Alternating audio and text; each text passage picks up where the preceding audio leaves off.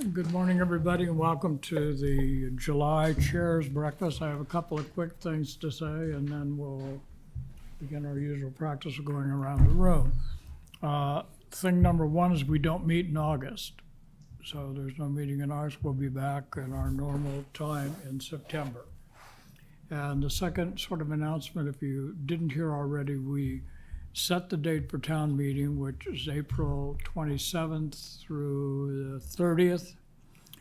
We had a real bunch of scheduling issues this year, which required us to do it later in the month than we would have normally liked to have done that. And at the select board meeting on Monday night, we approved the calendar of related events. Most important right now for everybody is the warrant for the annual town meeting will open on December 7th and close on January 10th. Oh. And so it's about a week later than normal, not normal, but a week later than previous years. And also were all of the public hearing dates set. So that will be, I will ask Andrew to send along to all the chairs this morning, and it'll be posted on the town website. So it's all really the remarks I have to say. So, Madam Moderator, we're going to start with you. I have nothing to say. Good morning, everyone. Well said, though. Good morning, Jane. Good morning.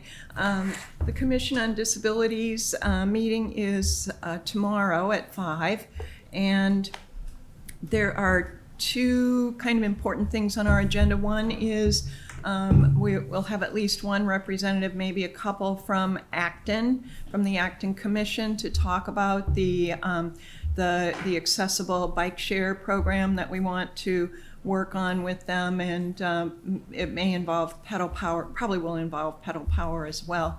So we're still working that through. I think it'll take us a three meetings to really get that work through, but we're hoping to provide either the actual bikes or some kind of coupons for people to use so that they can have accessible bikes and go on the Bruce Freeman Rail Trail.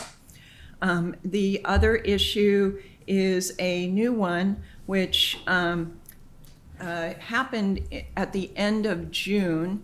Well, it's been bubbling in Fitchburg for a while, I guess. A new town building inspector made the decision that a group home serving people with developmental disabilities was not a private residence, it was a public building.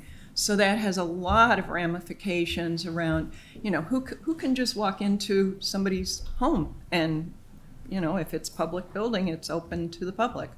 And then some other issues. So we'll be discussing that. The Architectural Access Board had a hearing at the end of June. There was a lot of testimony around it, and we'll be reviewing that and potentially provide some feedback to the Architectural Access Board, because it's a huge issue that has ramifications all over the state for literally thousands of people with disabilities who live in group homes. Oh, thank you. That's a lot. Good morning. Good morning. I'm Lee Smith. I'm the co-chair of the CHDC, or Concord Housing Development Corporation, and I'm happy to report this morning that we have a signed agreement to purchase a single-family home in West Concord on Main Street that we'll be developing for affordable housing purposes. This is a partnership with Habitat for Humanity. They're going to convert the existing home into a duplex subject to permitting, so we'll be creating 2 new affordable housing units. Very pleased because I believe this is exactly the type of project that CHDC was established to pursue. We had some funds on hand, and through donations from the Concord Housing Foundation, Habitat's financial contribution, as well as their donation of labor and other services, as well as funds we had on hand from the CPC, and then a generous contribution from the town manager with the support of the select board of $150,000 from the $500,000 that was appropriated at the most recent town meeting for affordable housing purposes. So, stay tuned. We're hoping to close by the end of July, and permitting to start thereafter, and hopefully shovels in the ground, so to speak, within the next year or so. What's the address on Main Street? It's 930 Main Street. It's just beyond Route 2, Yes, on the right-hand side as you cross. right. Mhm. Oh, that's great. Nice. Great, thank you, Melissa. Okay, my name's Melissa Salfield, I'm chairman of the Historical Commission. Most important thing this year is I'm brand new and we've got 3 new members, so it's kind of a learning year for a lot of folks. However, we've kind of already had our first meeting. One of the things that we oversee is Wheeler Harrington House in West Concord, and the tenants there presented a number of repairs that they would like to see the town undertake, and so we made some recommendations on that. Another assignment is, of course, educating the community about the importance of historic preservation. So every 2 years we do preservation awards. This year we will be hosting, actually it's next year, 2020, on May 19th. And to make it more of a production, we're going to host it at the Tricon Church in the evening. We hope to have an important speaker, and we will be inviting a lot of people, certainly all the boards, commissions, the selectmen, the town manager, because we really do want much more of the community to be much more concerned about what we preserve and why here in the community.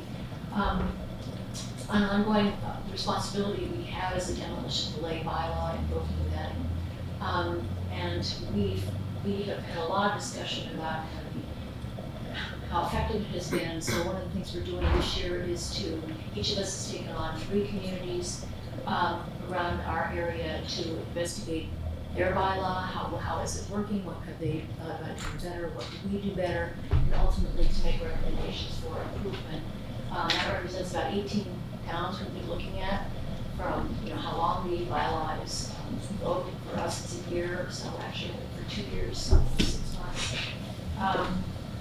The other thing that we do, our members have what we call fence viewing assignments. So we have a member who sits on this official sits on the CPC. We also oversee our preservation restriction properties, which would be the Wheeler Harrington House and property in Garfield Road. Of course, our oversight of the West Concord Depot, which continues to be a concern for us because maintenance of the building, which is responsibility of the MBTA, has been deficient. And we obviously are concerned because the rail trail is going to be completed. It's a very high profile part of the community in West Concord. And we would like the building to reflect what the rest of the community.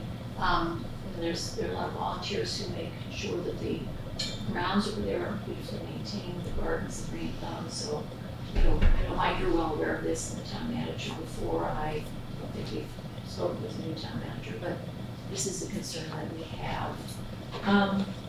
And basically, I think that's most of it. Thank you.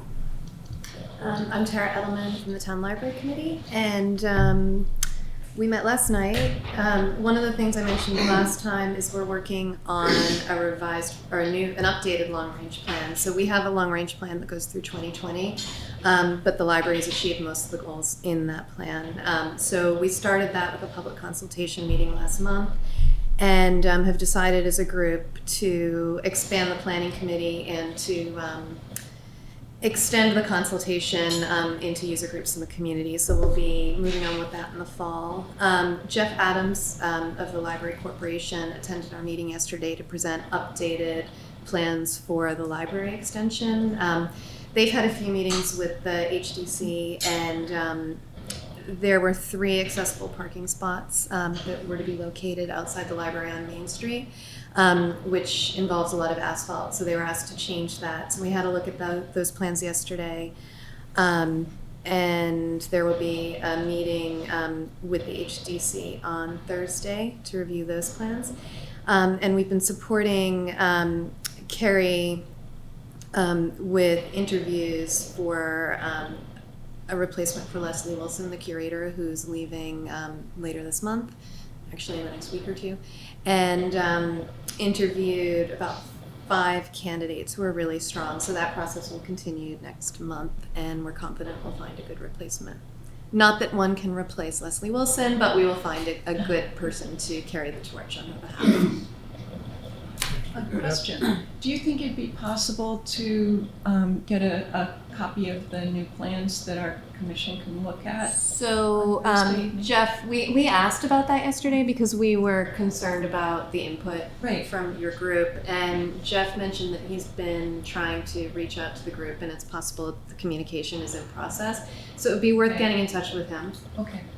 It's not, we wanted to be aware of the project so that we could support Right, the yeah, town's we can work interest in the collaboratively. project. And we had a lot of questions about that parking because that was one of the really Yeah. strong points of the project. So I think it'd be worth contacting Jeff. Also, can I speak? Sure you can. I would really encourage you to come to the HDC meeting tomorrow night. What time? Well, they're at 7 o'clock. Historic Commission, not HDC. No, HDC. Oh, HDC. Because I have an interest in the library Oh. project too, and I would just encourage you to come. The library had a good plan to provide access for Right. handicapped individuals, but there was a real strong pushback from the HDC about the use of the materials that they're going to use for creating a parking space on the property. So I just think it would be helpful to have your voice in the meeting. Cos Road, is that Yes, it is. Yeah. Do you know what time the meeting Well, is? they usually start at 7, 7. and since it's an So that ongoing, would be doable. Our meeting is 5 to 6:30. so it would be probably the first thing on the agenda, I believe, because it's a continuing issue. Okay. And our concern as a committee was that your committee have an opportunity to give input because they have another solution which they like, but it hasn't been informed by Sure. the appropriate. Yeah, well, we'd certainly like to collaborate. Thank you. Deb, morning. Hi, good morning. I'm Dr. Green from the Board of Health. We did not meet in July, so I do not have too much to report. One thing to note is that the Massachusetts Department of Public Health just issued their interpretation of the regulation regarding cannabidiol CBD, which they interpret as cannot be added to any kind of food product because CBD is considered a medication. So we really do not have any idea if any of our food retailers in this town are selling products with CBD in it. It's just beyond the Board of Health to try and survey all that. So we've sent a letter to the retail establishments to just remind them this is what the state is saying at this time. And then the other thing that we will be doing is I think sending an annual letter to all the 14 tobacco retailers, just sort of an annual reminder on sort of the rules and regulations in the town of Concord. We've noticed recent violations regarding some vaping devices, so I think it's important to continually educate our retailers. Thank you. Nick? Nick Pappas from Natural Resources Commission, sitting in for Greg Higgins this month. Mostly the commission's been dealing with wetlands projects over the last couple of meetings. The most noteworthy at the last meeting, we got approval finally for the Goose Spring and Rail Trail Bridge over Route 2. The biggest, most contentious part of which was invisible, which is the wildlife corridor underneath the road. So that's all been settled, so I think the plans be up for final approval. Right. Excuse me, do you know when that construction would start? Don't remember, sorry, but it's not 6 tomorrow. months, a year. It's not tomorrow. So Nick, It's a big project, so, is the solution under the road, yes, and is it gonna flood? instead of a crosswalk, yes. Yeah, no, but is it gonna flood? Well, that was one of the considerations, Yeah. that it's above the groundwater. And Yeah.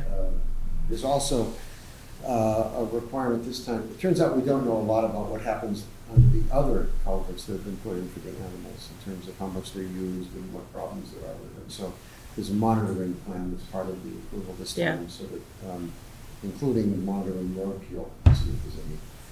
Well, Delia has shown pictures of Yes, I've animals, seen those. bobcats and Yeah. other things under the Yeah, existing. so that's, yeah, so I think that's a good part of the plan. have monthly rent. Yeah, that's a great idea. Figure out whether it's worth spending the money. Yeah, a lot of money. Thanks, Matt.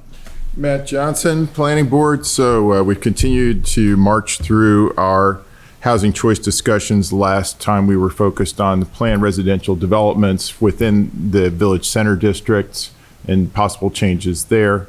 Next time we'll complete the set of 4 by talking about those that are outside the village centers that are more of a natural resource protection kind of objective.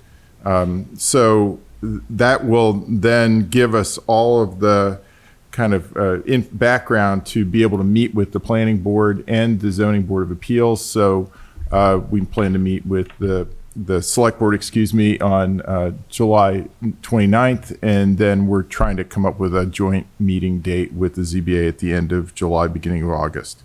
The other thing that we have done is that we have gotten funding, a grant from the Metropolitan Area Planning Council for the Thoreau Depot Smart Growth Initiative. So this will study what kinds of zoning changes might be possible to enable a transit-oriented development at the Thoreau Depot area.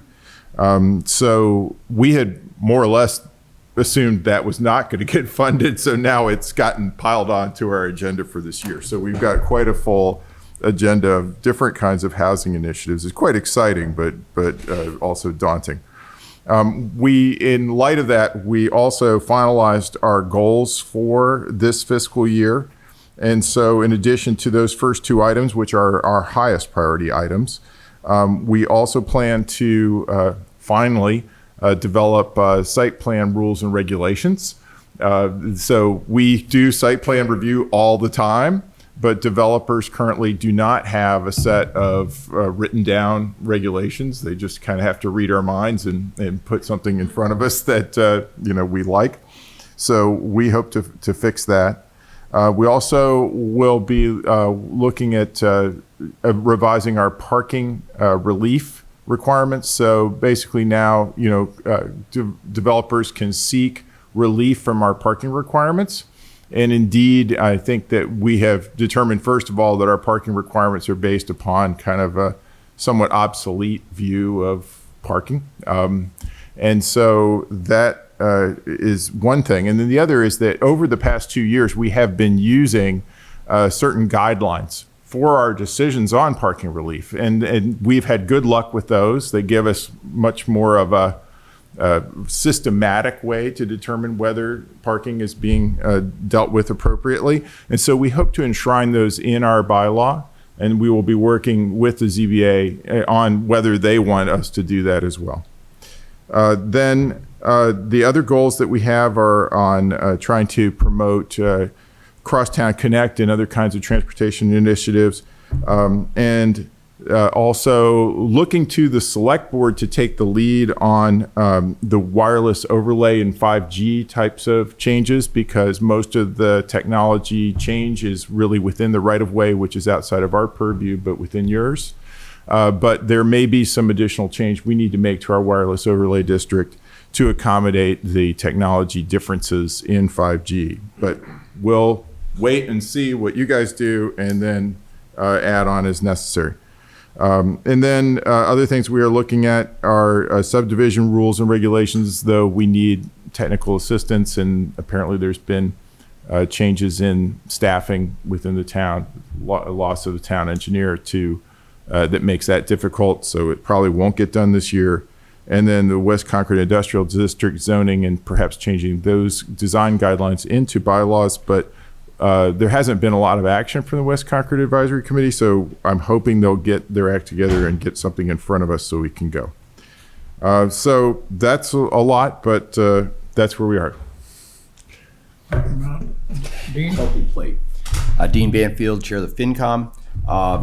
Right now, we're sort of in our quiet period. This is an opportunity for us to focus on collaboration and coordination. So we, in that regard, we held a collaborative meeting with the school committees and the superintendent to try to dovetail our calendars with the slight extension of this year's town meeting.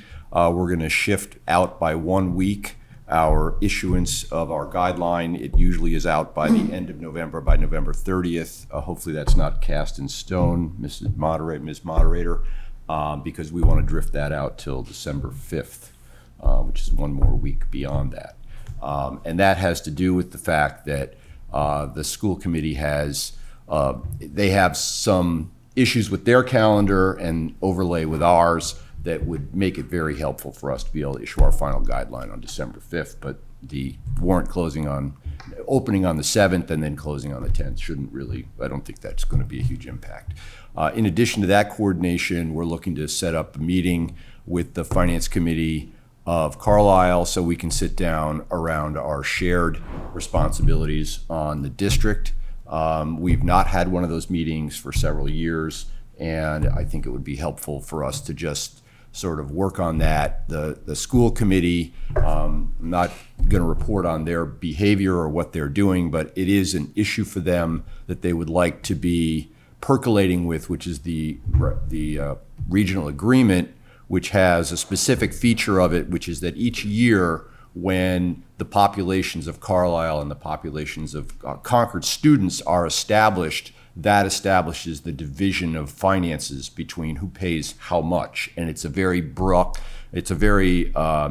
difficult annual change. Sometimes a 10 or 15 student change in ratio will create a lot of hardship with one town or the other. And so they're looking to find a way within the regional agreement to have like a 3-year smoothing or an averaging of the last 3-year population differences, which will cause those changes to still be accounted for and paid for, but they would be less abrupt. So that's something but that's the school committee's, and they would have to coordinate that with both the select board and the Carlisle Select Board and this Carlisle School Committee. So that may or may not happen, but it is a priority of theirs. And so we talked about that at the coordination meeting we just held. They had consultants come in and talk to them about the existing agreement. As I recall, this may not be exactly correct. Right. It hadn't been revised since the 70s. Right. So the question was, did they want to get into the business of revising? Right. Good news is they could revise the formula, but you have to do the whole thing and it would be costly. It's like a constitutional convention. You open it up and now it's opened. So Dean, the Minuteman regional agreement is a place to look for that because the revised agreement there has a 5-year rolling average, so that gets recalculated every year, but it's a rolling average. That's so exactly what they're looking to try to accomplish. And I think it's working pretty well there, and there's language there that that could perhaps be lifted. I think a couple of years ago there was a $500,000 add-on for it's happened. It's happened to both towns. 2 years ago, Concord had a very significant,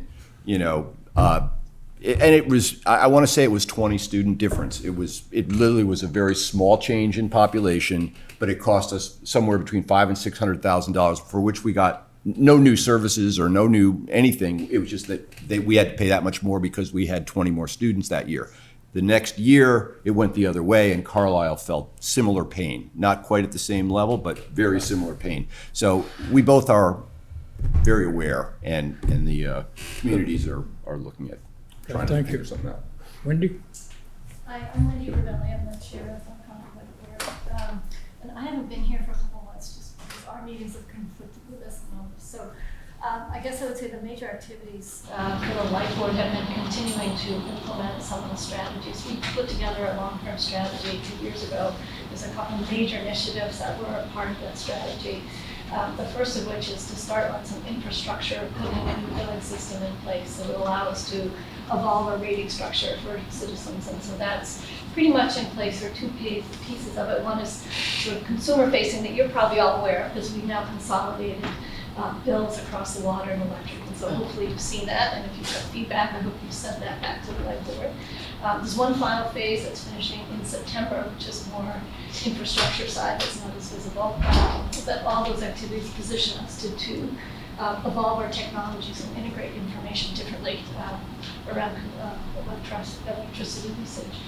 So well, that's done. The second major initiative is to do an RFP around a cost of service study. So every 5 years or so, we embark on an evaluation of our true costs so that we can then better align our rates to those costs. In your bills, you see there's a fixed fee and there's some usage-specific rates. So this cost study helps us really understand where our true costs are, and that then allows us to inform rate changes that align our cost to our actual rates.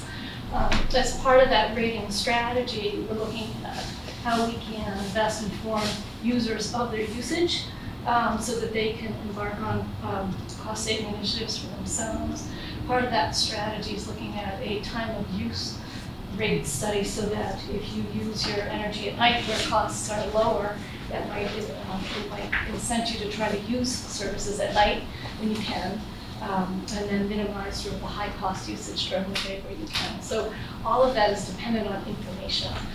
So part of that time of use strategy would also involve looking at new metering technology that would be, which is very costly. So we're in the process of trying to evaluate, is time of use rates really the right thing for us, and is it worth the investment for that?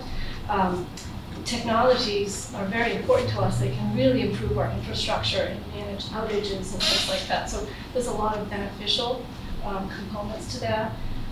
This technology that we refer to as smart meters. Smart doesn't mean anything. It's part of the technologies that's available to sort of manage energy. There are some concerns from citizens around use of this technology, and we are envisioning having a public forum in October to address citizens' concerns. Some of this has to do with wireless technology. Wireless meaning there's health risks. People are concerned about that, and I know some of us have heard of those concerns before with the tower information. But also answering questions around security, because there's some question about can wireless, can people infiltrate that technology? So we want to have a forum to address citizen concerns and also help share the benefits of this strategy for the whole town. So people understand it better, and so we just have a forum for that.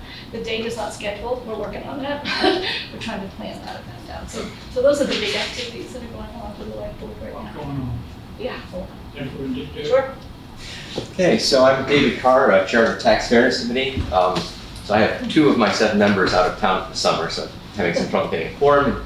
We haven't actually done any business since our last meeting here. But I did hear back from the town accountant's office, and so I'm in communication with somebody there. I had some questions about the interpretation of part of the law. I had read it a certain way, and it turns out I was correct, which is good to know. But if we want to tweak it, he's offered to help us with that too. If we need to change any of the wording to make it do something slightly differently. This is the implementation of the senior tax, which we put in, was approved for 3 years. It's coming up on the other renewal. We need to get it before you at town meeting, at the next town meeting, so that it can be, so we can get it renewed and yeah. Not policy-wise, but arithmetic hiccups. Yeah. So we're trying to both solve the implementation kinds of issues and then go for hopefully some kind of permanent renewal. I don't know what your committee can do. We would like to make it permanent. You're meeting this Friday, are you not? Yeah. Okay, Ellen Quackenbush, Personnel Board, next week, everyone. Yeah, sure. So we don't meet very often, maybe 4 to 5 times a year, and one of the ongoing activities of the Personnel Board is to try to look carefully about what we do and whether we change the role of the Personnel Board. So we've engaged a woman, Mary Arcari, who's part of the Collins School, UMass Amherst, Public Administration, to help step back and say, for towns that have a strong town manager form of government, what is the typical role of the personnel board? And then the personnel board is then going to be looking at towns like Lincoln, Lexington, trying to understand what towns similar to Concord, what the role of the personnel board is. And the reason there's kind of a disconnect is that Concord was one of the first towns to put in a personnel board, and that was done before there was a strong town manager or form of government, when there was an administrator. So the personnel board wrote job descriptions, figured out the rate of pay. Now it's completely and utterly different. And the personnel board, to be perfectly honest, just reviews and there's a little kind of check okay of what Amy Foley comes up with in terms of classification and compensation. It's complicated, as we've heard from the light board, the kinds of roles of employees from the point of view of IT, the library, just sophistication is accelerated in the last, let's say, 10 years. And so Amy has worked really hard to change the classification and compensation to first meet the rate of pay, to attract and retain people, but also to provide kind of career progression. So as a citizen on the personnel board, it's kind of like I feel like I'm just saying, Amy, good job. And so we're trying to figure out what should the personnel board be. For example, perhaps a role that's, a step back role that would make sense would be an appeals board, because non-union employees don't have an appeals process the way union employees have with arbitration. So that's one idea. And the goals overall are efficient use of town meeting, of Amy's time, of the select, the town manager's time, and also the personnel board's time, but also being very, very cognizant of transparency, both for citizens and employees. So we'll probably have different forums once we kind of figure out the options to invite employees and managers of departments to kind of weigh in on changes. I'm not sure, to be honest, that people will even notice the personnel board is. It's hard, as the select board knows, it's extremely difficult to get people to be on the personnel board. So we're trying to kind of look at our role and see if it should be scaled back. Thank you. I just know one interesting question is Yeah. whether it makes a difference whether it's representative town meeting or open town Open. meeting in the towns that you're comparing with. Lexington, for example, is representative Right. town meeting, and might make a difference. Yeah, good point, thank you. Hi, I'm Scott Hopkinson. I'm the chair of the Public Access Television Advisory Committee, or PEG. So the entity that we're advising is Minuteman Network, which is now a town-run public access television entity. We have a number of different, by the way, I've been in the role of chairman for less than a month, so but I've been involved in it since its inception about a year and a half ago. There's a couple of issues that we're certainly struggling with at this time, or working through. One is personnel change just happened, which was a little unfortunate. And then longer term, there's two issues that we're dealing with. One is just general finances and trajectory of the program in general. It includes such complications of how Carlisle participates and how they contribute to our expenses. And the other one is much more wrapped around where our income comes from, which is by and large, Comcast pays a fee mandated by the federal government for their access in the town. And that is something we monitor pretty closely because we're interested in how that affects. It turns out I wrote the business plan for Concord broadband that sits on top of our smart grid. So we're very sensitive and aware that people are moving away from using Comcast in some cases. At the same time, Comcast has raised their prices, so sometimes that works out just about right. Long term, there may be some other issues that we're considering here. One in particular would be advent of 5G. Comcast would start delivering without using cable and stop paying taxes, and so the funding that comes our way might be affected over a long-term period. So there's a variety of different things that we're doing with this now. And those are probably most of the When I asked you about, was the first remark you made, I thought we had a time and materials contract with Carlisle. We do. There used to be a contract that was based on a percentage of the overall cost, and it's changed to building them on a time and materials for the content that we develop for them. So I would say in general, since the town has taken over, those of you that don't know, there was a separate CCTV nonprofit entity that the town funded, but it was an external entity at its own board. and then had a contract with the town, and the town elected to take that entity over for a number of reasons. And so what really happened during that time was the history of their finances was available, of course, but of course it's a start, in essence, it's a startup out of the ashes of that organization. Capital equipment was transferred, expenses were then taken up by this new entity, and we're trying to make sure that so transitions along in the right way. It seems to be going okay. One other thing I would say is that we do have a subcommittee, so looking at the budget, as 3-people person subcommittee. Good. Thank you. Thanks. Hi, Bill Herring from the Board of Assessors, sitting in for Tom Matthews, who's the chairman. The 2018 sales are being looked at to get valuations for the 2020 fiscal year. And staff says they should have those ready to present to us by mid-September, hopefully. A long, complicated process. A long, complicated process with a lot of inputs and reviews, and yes. Great. Thank you. Happy Guthrie from the Ag Committee. We're now in full swing of harvesting.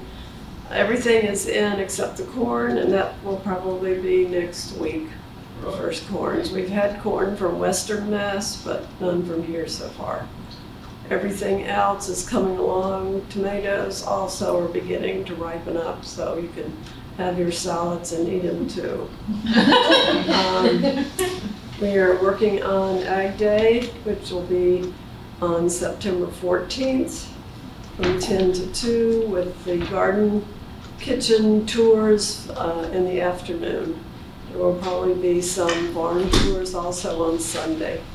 And then the next event will be Stone Soup. I think it's the 22nd, I forgot the time I got here. But it's closely on after Ag Day.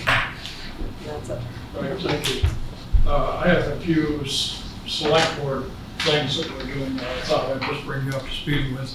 On affordable housing, we've finalized the membership of the Affordable Housing Trust Advisory Committee. You'll recall Article 24, I think, a town meeting, set up a trust that would manage the funds that might come in from the building tax surcharge and the property.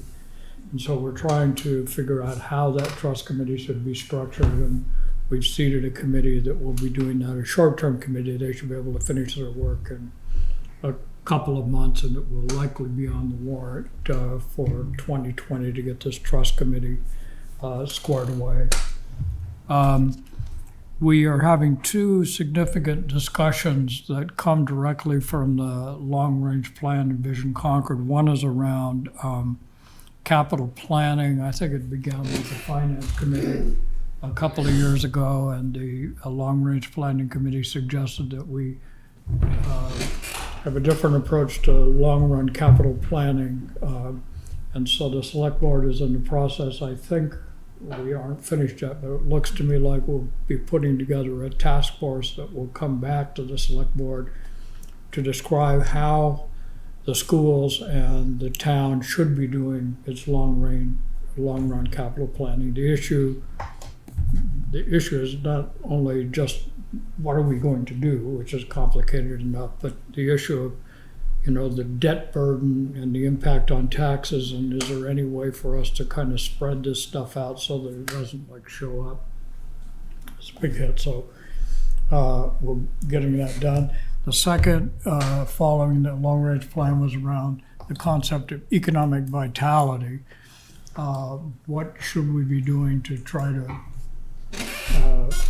help with tourism and what it does to the town and the sustainability of the retail districts in town, and then even traditional economic development. So trying to put together a group, I don't know whether it's going to be a standing committee or a task force, to come up with specific things that we can do that would help ensure the viability of the downtown and allow us to manage our tourism activities in a more productive way.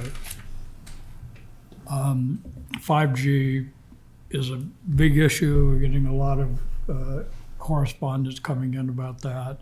I'm talking with the town of Burlington, which is taking a little bit more initiative in that area before it comes to the select board. I would just say two more quick things on, related to capital planning. At our next meeting on the 29th, the planning board is going to come.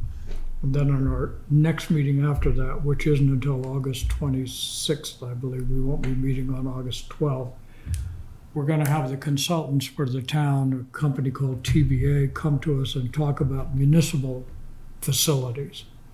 We're completely strapped. We've got some very old facilities that we need to think of, both for public works and for public safety. And so this is going to be a very significant set of activities. So we're going to begin that formal process by hearing from this consulting group on August, I'm pretty sure it's the 26th. And then the not so good news is for all of us is Andrew Mara is leaving. And I think his last day is this Friday, so that's not good. It's good for Andrew. He's going to pursue additional things for next chapter of his life, so we all wish him well and thank him for all the work he did on behalf of all the committees in town, but it will leave at least a short-term pothole for us to worry about coming forward. So we wish him. Talked about the building, Concord had, I forget the guy's name, but a gentleman from Lexington who had worked with the Green Committee to design the Lexington high school, which is right on 128, and not only was able to make it a healthy environment for the students, but dramatically reduce energy costs. But you'll recall at town meeting last year, as we approved the middle school building committee, there was an amendment from the floor to make sure that it included sustainability in that. So the building committee is now meeting, and so they're on the feasibility committee is now meeting, and so they're on their way to hopefully getting that done. Any other comments or questions that folks want to ask? Thank you all very much for coming. Enjoy the rest of your summer. We'll see you back here in September.